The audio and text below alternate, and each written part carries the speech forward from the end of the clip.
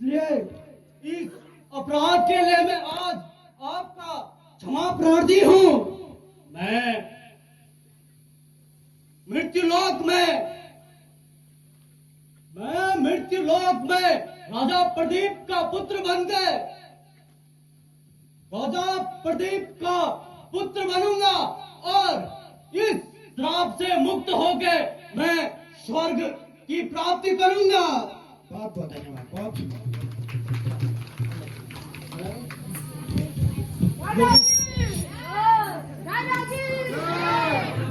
हे पुत्र शांतनु, तुम मेरी वृद्धावस्था में जन्म लेने वाली संतान हो और तुम्हारा जन्म तब हुआ है जब मेरा वंश शांत होने वाला था। अब से तुम्हारा नाम शांतनु होगा।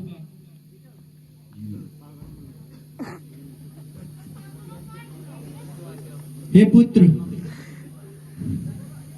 भविष्य में तुम्हारे सामने कोई स्त्री पुत्र कामना की इच्छा लेकर आएगी तो तुम निसंकोच उससे विवाह कर लेना।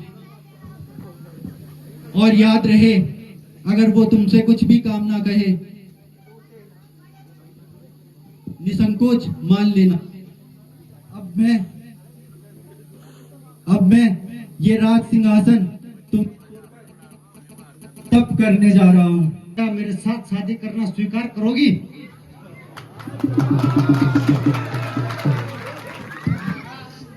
आपकी रानी बनने में मुझे अति प्रसन्नता होगी, परंतु मेरी एक शर्त रहेगी।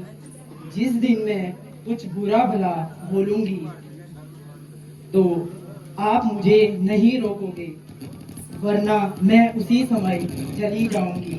अगर मेरी शर्त स्वीकार है तो मुझे ले जाओ। मुझे तुम्हारी शर्तें स्वीकार हैं।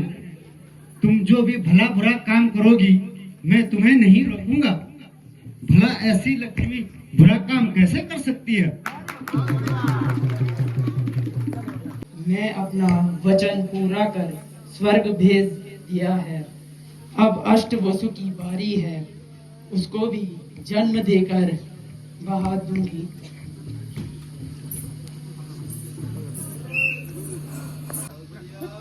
ये अष्टवसु मेरे पुत्र हैं। इनका उद्धार करने का मैंने वचन दिया था। यह 8वां गो नामक वसु काफी समय तक मृत्युलोक में रहेगा, निसंतान रहेगा।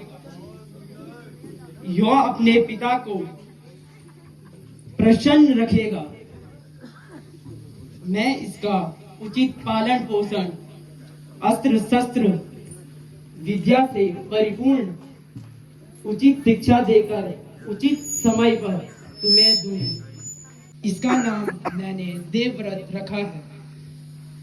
यह सब प्रकार से अस्त्र शस्त्र वेद वेदांग विद्या में संसार में श्रेष्ठ है। परशुराम जी ने इसे स्वयं विद्या सिखाई है। काल भी इसे नहीं जीत सकता। आप अपने साथ इसे हस्तिनापुर ले जाइए। मैं धीवरराज की पुत्री हूँ। महाराज, मैं धीवरराज की पुत्री हूँ। सत्यवती नाम है मेरा। सत्यवती नाम है मेरा। पिताजी की आज्ञा से नाव चलाने का काम करती हूँ। प्रणाम धीवरराज। आपको अपनी कन्या सत्यवती का विवाह करने में क्या आपत्ति हो रही है? महाराज हमारा तो अहोभाग्य है।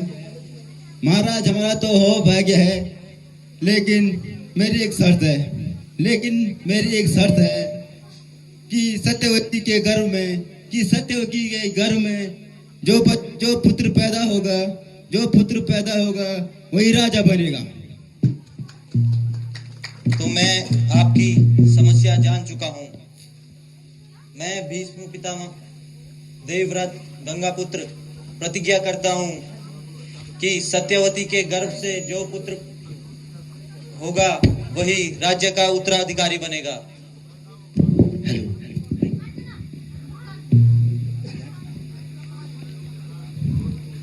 कुरुवंशी कुरुवंशी श्रेष्ठ वीर, कुरुवंशी श्रेष्ठ वीर, कुरुवंशी श्रेष्ठ वीर, सरस्वती का विवाह, सत्यवती का विवाह शांतनु से ही होगा। ठीक। ऐ देवर, तुम्हारी प्रतिज्ञा को धन्य धन्य। आज तुमने जो प्रतिज्ञा की है, आज से तुम्हारा नाम भीष्म होगा, जिसने पिता के कार्य के लिए संसार के सुखों को त्याग कर दिया। ऐ गंगे, तुम धन्य धन्य हो, तुम्हारा नाम आज से भीष्म होगा और तुम मन इच्छा मृत्यु का वरदान तुमको प्राप्त होगा। ऐसी कठिन प्रतिज्ञा करने से मैं लाचार हूँ। वीर धर्मपुत्र देवराज देवव्रत को बुरा कैसा करूं मैं? पिताश्री ज्ञानी नीति निपुण चिंतित दिखाई दे रहे हैं। आप संकोच न कीजिए, मुझे कारण बताइए। मैं देवी देवताओं, काल, स्वर्ग, पाताल सबको दंड देकर आपका आज्ञाकारी पुत्र बनकर आज्ञा का पालन कर सकता हूं। आज्ञा दीजिए। प्रणाम पिताश्री। प्रणाम। आयुष्मान भव। माता सत्यवती को आपको अर्पित करता हूं।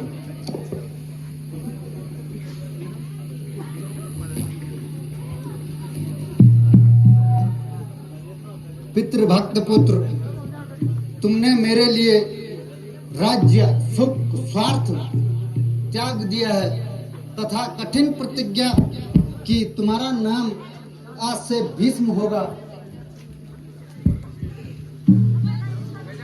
तुम द्वापर युग के श्रवण कुमार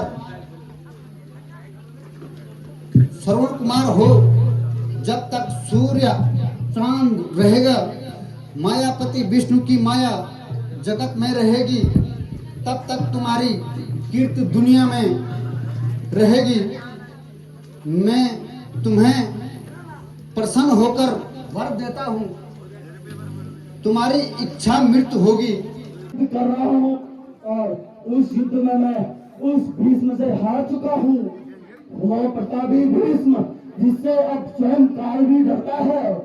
हे पुत्री, तुम भगवान शिव की आराधना करो, वही तुम्हारे लिए तुम्हारा बदला लेंगे।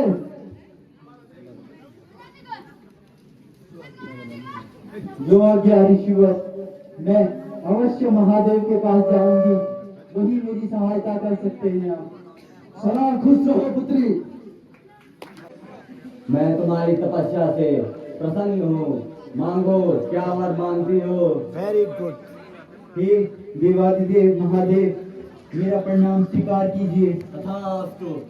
महादेव, आप सर्वव्यापी सर्वज्ञानी हैं। आप मेरे दुख का कारण अवश्य जानते होंगे और इस दुख का कारक यह भी जानते होंगे कि वह मूर्ख भीष्म मेरा हरण कर लाया है। अब मैं आपसे एक वर चाहती हूँ महादेव, कि उस भीष्म की मृत्यु का मैं कारण बनूं, मेरे द्वारा उस भीष्म का वध हो। बस यही आपसे कामना करती हूँ महादेव। तथास्तु, ऐसा ही होगा। Very good.